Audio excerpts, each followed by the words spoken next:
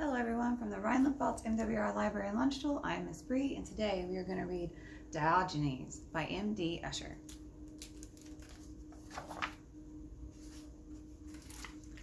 This is the story of a remarkable dog who lived a long time ago in ancient Greece. His name was Diogenes. Most dogs in this world are content with their doggy lives. They sit, stay, roll over, fetch, play dead. You know, the usual tricks dogs do for a treat or to win the spot at the foot of their master's bed. Diogenes was different. He wanted to be his own master. One day, while his friends were up to their usual tricks, Diogenes noticed a mouse. The mouse did not sit, stay, roll over, fetch, or play dead, nor did she worry about what kind of food she would eat or where she would sleep. She was just scurrying about, unafraid of the dark, unbothered, in fact, by anything at all. "Woof," said Diogenes softly. "I want to be like this mouse."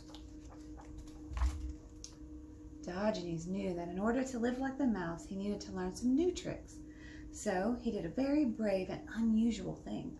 He buried his collar and leash, left his cozy doghouse, and ran off to the city with his dog dish, a walking stick, and nothing more. Diogenes felt unbelievably free, as if a great burden had been lifted from his back. "I like being my own master," he thought. The greatest city in Greece in those days was Athens, so that's where Diogenes went. Athens was magnificent. It teemed with temples, gardens, and luxurious art. But although the people of Athens were rich, they did not seem happy. They looked comfortable, but not content. "Now this looks like a good place to try some new tricks," Diogenes thought to himself.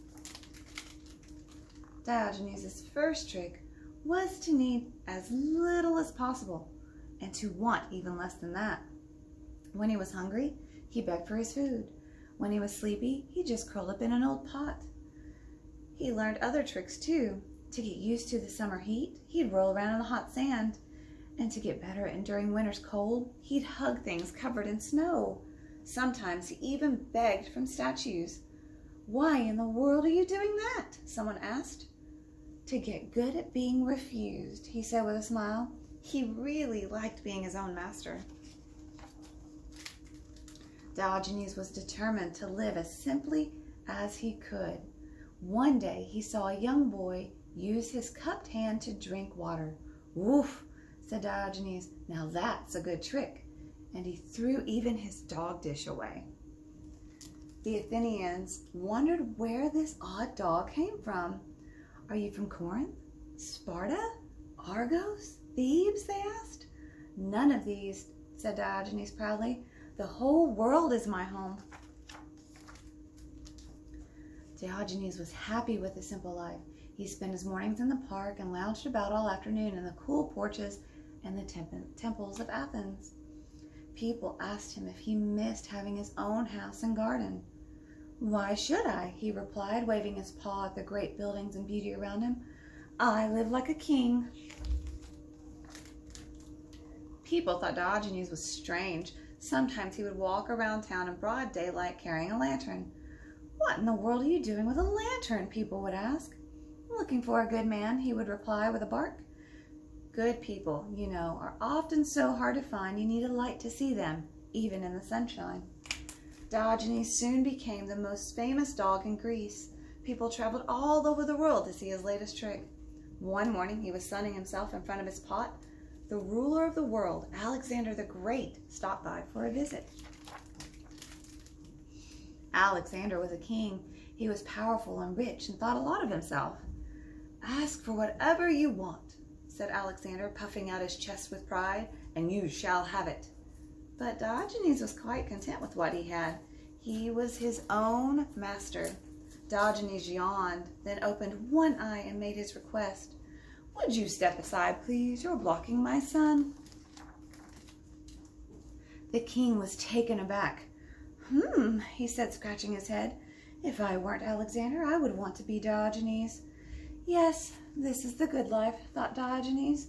Then one day, when Diogenes was walking through the countryside to look for good men there, a dog catcher snatched him up and took him off to the pound. The pound was dark and dingy and damp. Diogenes thought of the mouse. I am still my own master, he said with a twinkle in his eye. Not long after, a rich merchant happened to walk past the pound. He wore golden slippers and a silk gown, and you could tell he was very fond of his money. Diogenes pointed at the man and yelped, "Hey, give me to him. He needs to learn a trick or two." The man, who in his heart was a good man, stopped to have a look at Diogenes. "What tricks can you do?" he asked.